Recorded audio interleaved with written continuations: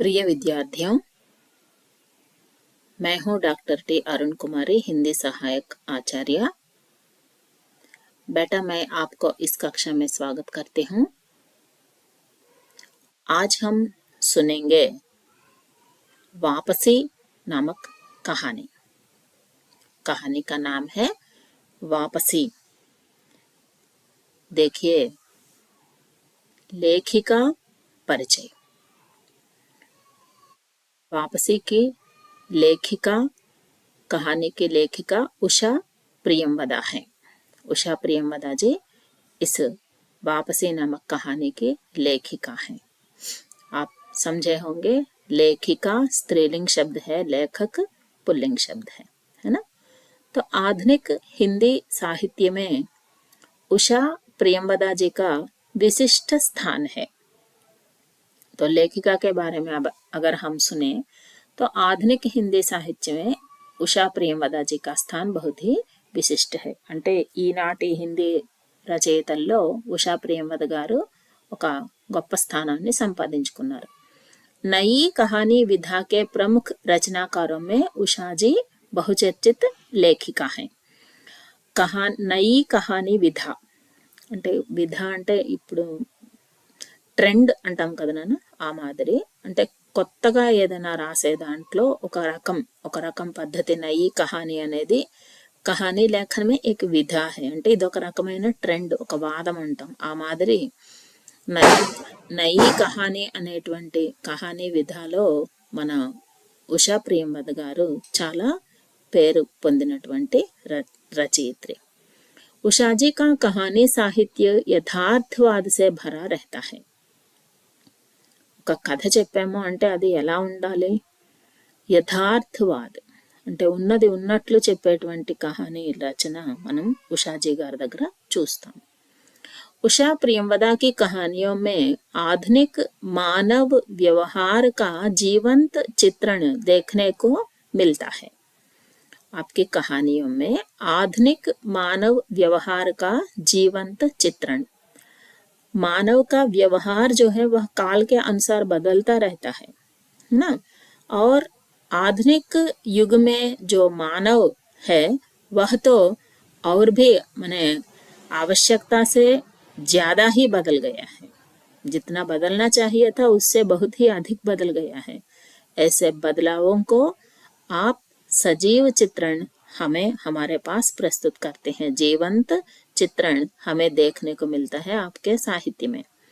वापसी कहानी में परंपरा और आधुनिकता का द्वंद्व है। माने कुछ प्राचीन, अति प्राचीन तो नहीं है, हमसे जो पहली पीढ़ी है ना, जो हमसे पहली पीढ़ी है और हम में जिस प्रकार का संघर्षण है उसी प्रकार के तनाव को, द्वंद्व को यहाँ पर दिखाया गया है।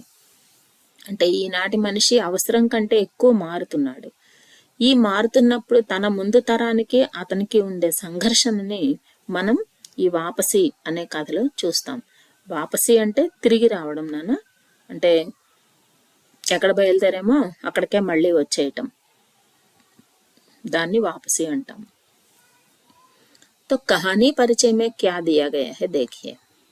वापसी कहानी में सेवा निवृत्त होकर घर लौटे गजाधर बाबू को अपने ही घर में पराया कर दिए जाने के कटु अनुभवों को चित्रित किया गया है। तो वापसी कहानी में क्या होता है कि एक सेवानिवृत्त गजाधर बाबू इस कहानी का नायक है। तो वे ऐसे अपने घर आते हैं कि सेवानिवृत्त होकर, सेवानिवृत्त అంటే రిటైర్మెంట్ అంటాం నాన్న, ఆయన రిటైర్ అయి ఇంటికి వస్తారు। तो उसको अपने घर में किस प्रकार का सम्मान दिया गया है, అంటే తన ఇంటికి తాను వచ్చినప్పుడు ఆయనకి ఎటువంటి గౌరవం దక్కింది, ఆయనని ఎలా చూసుకున్నారు కుటుంబ సభ్యులు, उसे किस प्रकार के कटु अनुभवों को देखना पड़ा, भोगना पड़ा, ఎటువంటి చెడ్డ అనుభవాలు ఆయనకు కలిగాయి, ఇదంతా ఈ కథలో మనం చూస్తాం। तो कहानी सारांश सुनिए। स्टेशन मास्टर की नौकरी से सेवानिवृत्त होने के बाद गजाधर बाबू बड़े उत्साह से अपने परिवार के साथ रहने की इच्छा लिए घर लौटते हैं। यहाँ पर हम पहले कह चुके हैं कि गजाधर बाबू जो है वह सेवानिवृत्ति पाते हैं। कहाँ से? एक स्टेशन मास्टर की नौकरी से। माने రైల్వేస్ में जो एक స్టేషన్ మాస్టర్, ఒక స్టేషన్ మాస్టర్ పదవి నుండి సేవానివృత్తి హోకర్, ఆయన రిటైర్మెంట్ అంటే పదవి అయిపోయింది, ఆయన ఉద్యోగం పూర్తయింది। तो वे गजाधर बाबू बड़े उत्साह से अपने परिवार के साथ रहने की इच्छा लिए घर लौटते हैं। ఈయన తన కుటుంబంతో ఇంకా కలిసి ఉండొచ్చు అనే కోరికతోటి ఆయన చాలా ఉత్సాహంగా రిటైర్ అయిన తర్వాత తన ఇంటికి తాను బయలుదేరి వస్తారు। रेलवे क्वार्टर में रहकर नौकरी करते हुए गजाधर बाबू 35 सालों तक परिवार से दूर रहे। ఎందుకు ఈయనకి కుటుంబంతో ఉండడానికి ఇంత తాపత్రయం అంటే 35 साल तक वे अपने परिवार से दूर रहे। 35 సంవత్సరాలు ఆయన తన 35 ఇయర్స్ తన కుటుంబం నుండి దూరంగా ఉన్నారు। कहाँ पर? रेलवे क्वार्टर में।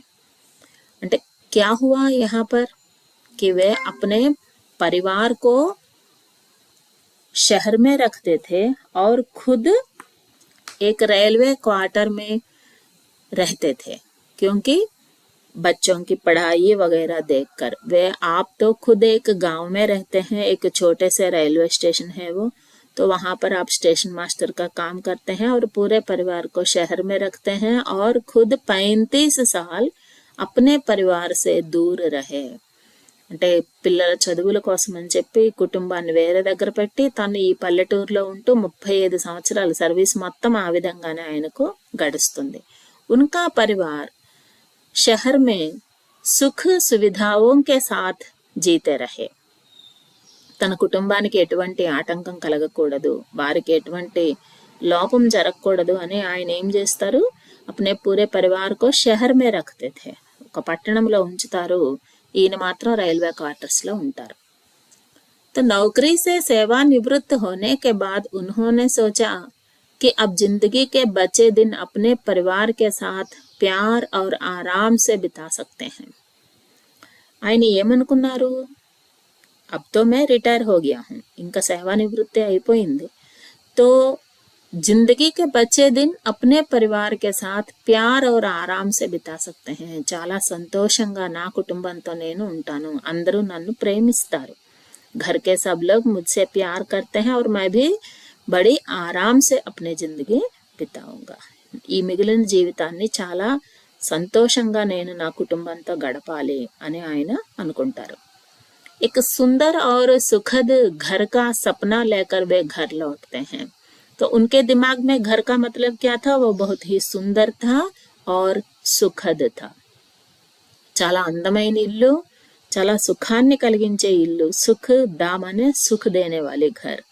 తన ఇల్లు అంటే ఎంతో సుఖంగా ఉంటుంది, ఇన్నాళ్ళు ఈ రైల్వే క్వార్టర్స్ లో ఉండి నానా కష్టాలు పడ్డాము, ఇక రిటైర్ అయినాం కాబట్టి మిగిలిన జీవితం చాలా సంతోషంగా కుటుంబ సభ్యులందరూ నన్ను గౌరవిస్తారు అని ఊహించుకుంటూ సపనా లేక ఆ కలకంటూ ఆయన ఇంటికి బయలుదేరతారు। तो घर आने के बाद उन्होंने पाया कि परिवार के लोग अपने अपने ढंग से जी रहे हैं। तो घर आने के बाद ఇంటికి వచ్చేస్తారు। तो उसे क्या समझ में आया, ఇంటికి రాగానే ఆయన గమనించింది ఏమంటే परिवार के लोग अपने अपने ढंग से जी रहे हैं। ఆ ఇంట్లో ఎవరికి వారు బ్రతుకుతున్నారు, ఎవరి ఇష్టం వచ్చినట్లు వాళ్ళు ఉన్నారు, अपने अपने ढंग से। बेटा घर का मालिक बना हुआ है। ఇప్పుడు ఆ ఇంటికి యజమాని ఎవరన్నమాట, ఉస్కా బేటా, ఈయన కొడుకు, గజాధర్ బాబు కొడుకు ఆ ఇంటికి తానే యజమానిలాగా ప్రవర్తిస్తున్నాడు। बेटी और बहू घर का कोई काम नहीं करते। बेटी ఈయనకి కూతురు ఉంటుంది, బహు కోడలు ఉంది, ये दोनों औरतें हैं, फिर भी ये दोनों घर की कोई काम नहीं करते। వీరు స్త్రీలు అయినప్పటికీ కూడా ఇంట్లో ఏ ఒక్క పని కూడా వారు ముట్టుకోరు, ఇంట్లో పని చేసేటువంటి పద్ధతి వారిద్దరికి లేదు। इसलिए उनकी पत्नी भी रसोई की सारी जिम्मेदारी अपने ऊपर ले ली है। उसकी पत्नी गजाधर बाबू గారి భార్య तो वह तो रसोई की सारी जिम्मेदारी अपने ऊपर ले ली है. రసోయి అంటే వంటగది నాన్న. అంటే వంటగది ఇంటి పనులు మొత్తం ఆమె తన బాధ్యతగా మొత్తం పనంతా ఆమె చేసుకుంటూ ఉంటారు. घर के अन्य कामों के लिए नौकर रखा गया है जिसकी कोई आवश्यकता ही नहीं है. देखिए, घर में इतने लोग हैं फिर भी कोई भी अपना काम नहीं करता. అంటే ఇంట్లో ఇంతమంది ఉన్నా ఎవరి పని వారు చేసుకునే పద్ధతి లేదు.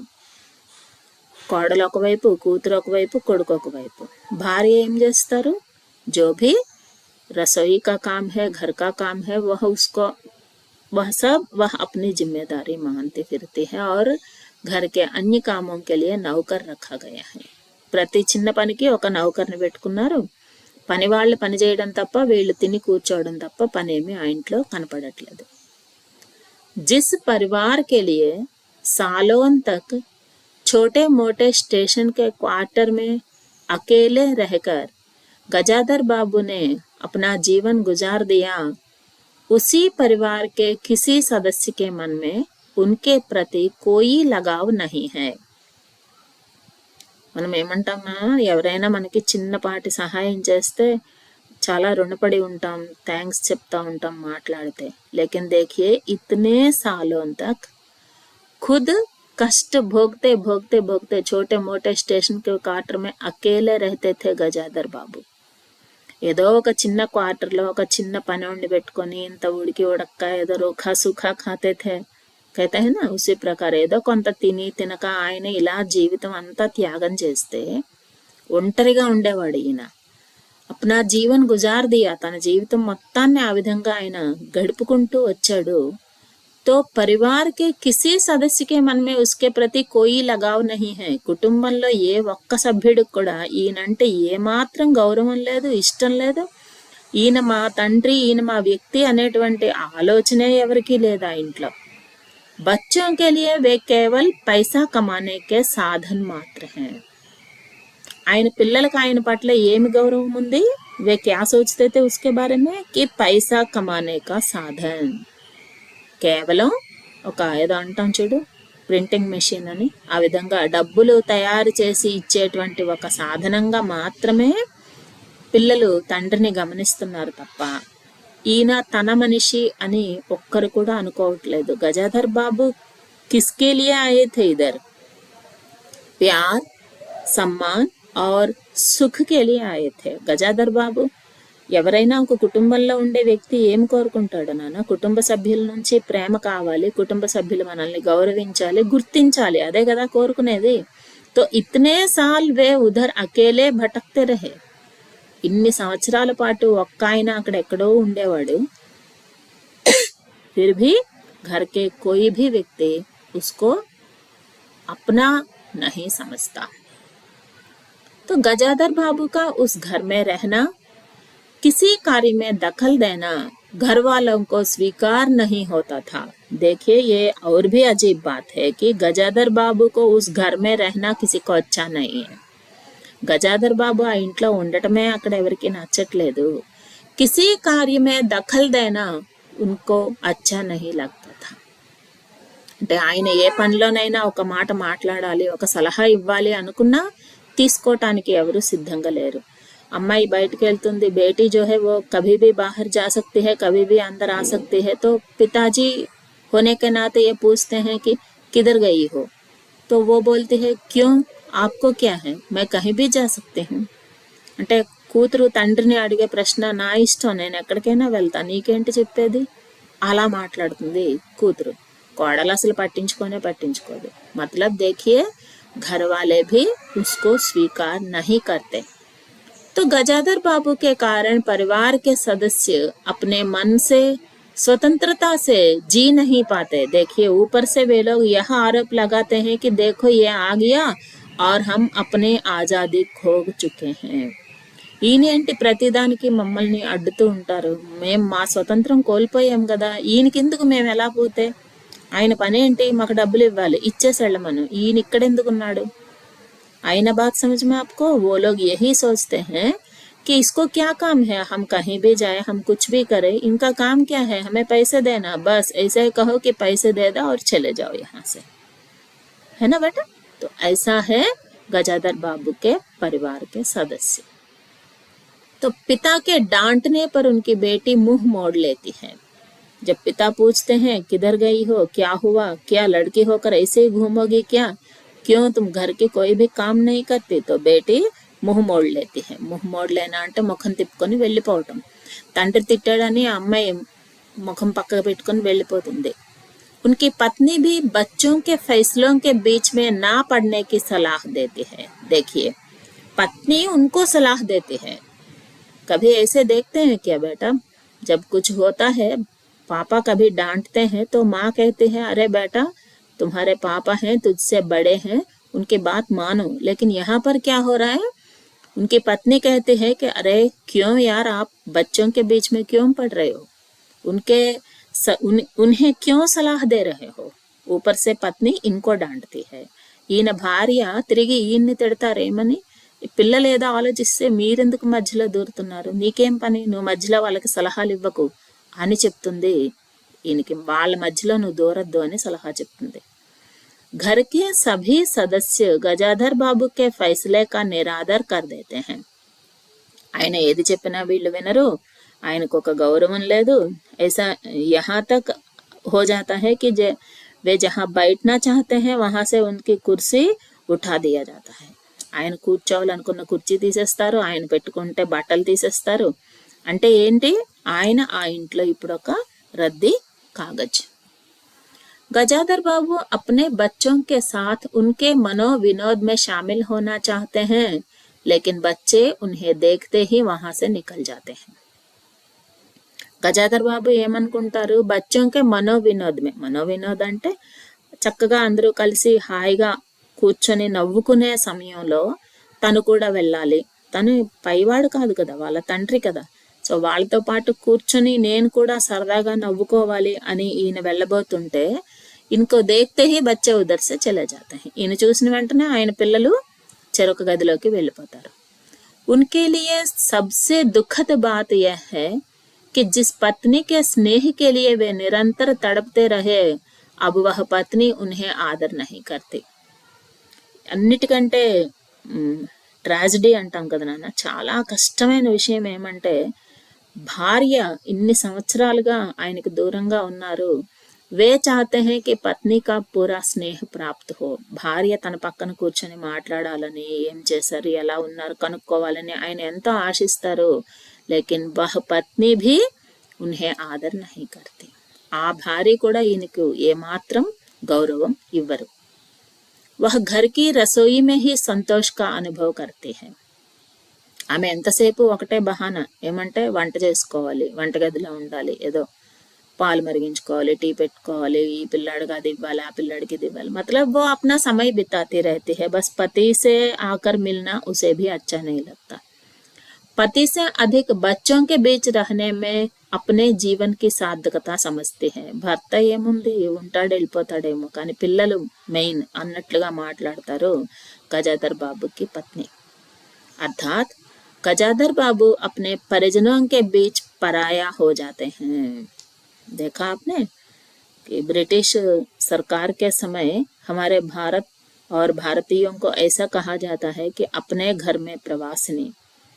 ऐसी स्थिति यहाँ पर गजाधर बाबू को मिलती है। బ్రిటిష్ వాళ్ళు ఉన్నప్పుడు భారతదేశంలో ఉండే భారతీయుల కోసం రాసేవారు నాన్న, భారతీయులకు మరియు కుక్కలకు ఇక్కడికి ప్రవేశం లేదు అని రాసి బోర్డు పెట్టేవారు। ఆ విధంగా గజాధర్ బాబు ఇంట్లో ఇల్లు ఎవరిది, ఆయన కట్టే అద్దె, ఆ పిల్లలు ఎవరు, ఆయన కన్న పిల్లలు। फिर भी कोई भी व्यक्ति उनको आदर नहीं करते तो गजाधर बाबू अपने परिजनों के बीच पराया, అంటే తన స్వంత మనుషుల దగ్గరే పరాయి వ్యక్తులు, ఏదో చుట్టరికానికి వచ్చిన మనుషుల్లాగా అయిపోతారు गजाधर बाबू। इस तरह अपने परिवार के सदस्यों से निराश होकर वे एक चीनी के मिल में नौकरी खोजकर घर से चले जाने का फैसला लेते हैं। ఇంకా ఆయన మాత్రం ఎన్నాళ్ళు నానా, जब जहाँ पर हमें कुछ गौरव सम्मान कुछ नहीं प्राप्त होता तो वहाँ हम कितने हद तक रह सकते हैं। మిమ్మల్ని ఎవరు పట్టించుకోరు, ఎవరు మీకు గౌరవం ఇవ్వరు, ఏదో దిక్కులేని వాళ్ళలాగా, మనం ఎంత దిక్కులేని వాళ్ళైనా అలాంటి దగ్గర ఉండడానికి నచ్చరు. అది అప్నే నిజీ ఘర్ మే కేసే జీ సక్తా హై. తన సొంత ఇంట్లో అందరూ అంత నిరాదరిస్తుంటే ఆయన ఎలా ఉండగలుగుతారు? तो गजाधर बाबू ने फैसला किया कि एक मिल में फिर से नौकरी खोज ले, వేరొక ఉద్యోగం చూసుకొని మళ్ళీ వెళ్ళిపోవాలి అని ఆయన అనుకుంటారు. और वे अपनी पत्नी से पूछते हैं कि चलो इनको छोड़ दो और तुम मेरे साथ आ जाओ. ఇన్నాళ్ళంటే ఈ పిల్లల కోసం దూరంగా ఉన్నాం కదా, ఇప్పటికైనా నువ్వు నాతో రా, వెళ్ళిపోదామంటే पत्नी भी मना कर देती है और कहती है कि मैं अगर इस परिवार को छोड़कर आ जाऊं तो परिवार क्या हो जाएगा. అదేంటి అలా అంటావు, ఇల్లు వదిలేసి వస్తే ఇంకేమన్నా ఉందా, కూతురికి ఏం చేత కాదు, కోడలికి ఏం చేత కాదు, వాళ్ళందరినీ వదిలేసి నేను రాలేను, నువ్వు నీకు నచ్చిన దగ్గరికి నువ్వు వెళ్ళు అని భార్య కూడా చెప్పేస్తారు. घर के कोई भी व्यक्ति उनको मना नहीं करते. ఇంట్లో ఉన్న వాళ్ళు ఎవరు కూడా ఆయన్ని ఎక్కడికి వెళ్తావు వద్దు అని కూడా అనరు. है ना बेटा. तो वे फिर से अपने बोरे बिस्तर बांधकर वहां से निकल जाते हैं. అంటే మళ్ళీ ఆయన ఒంటరితనాన్ని మోసుకుంటూ, బట్టలు మోసుకుంటూ ఆయన మళ్ళీ వేరే ఉద్యోగానికి బయలుదేరతారు. ఇది వాపसी कहानी. तो कहानी की विशेषता क्या है बेटा? वापसी कहानी आधुनिक युग के वास्तविकता को प्रस्तुत करती है. నిజమా కాదా మీకు మీరే ఆలోచించుకోండి. ఆధునిక్ యుగకి వాస్తవికత, ఈ యుగంలో నిజంగా జరుగుతున్నది ఇదే. దీన్ని మన కళ్ళకు కట్టినట్లు వర్ణిస్తుంది వాపसी कहानी. आधुनिक पीढ़ी के लिए परिवार में पुराने मूल्यों की तरह पिता का भी कोई स्थान नहीं रह गया है. ఏదన్నా పాత పద్ధతి గురించి చెప్తే పిల్లలు విసుక్కుంటారు చూడు, ఆ మాదిరి తల్లి తండ్రి కూడా వీళ్ళకి పాత వాళ్ళు అయిపోయారు. పురాణే మూల్యం కి తర పితా కభీ కోయి స్థాన్ నహీ హై. తండ్రికి కూడా వాళ్ళ మనసులో కానీ వాళ్ళ ఇంట్లో కానీ విలువ అనేది లేదు. इस प्रकार यह कहानी वर्तमान युग में मध्यवर्गीय परिवार की समस्या पर प्रकाश डालती है. మధ్య తరగతి జీవితాల్లో ఉండేటువంటి కుటుంబాలు उन परिवारों की समस्याएं किस प्रकार हो सकती हैं. అంటే పిల్లలు చదువుకుంటారని పట్టణంలో పెట్టడం ఆయన చేసిన తప్పు. చదివితే చదువు, లేకపోతే మానేయని పల్లెటూరులో నేను సుఖపడాలి, నాకెవరు వంట చేస్తారు అని ఆయన ఉంచుకొని ఉండాల్సింది. అప్పుడు ఈ పిల్లలు ఏమై ఉండేవారో. वो बच्चों की बढ़ाई और भलाई और उन्नति के लिए सोच रहे थे. ऐसे पिता आज बच्चों के लिए, है ना, कैसे निरर्थक व्यक्ति बन गया है.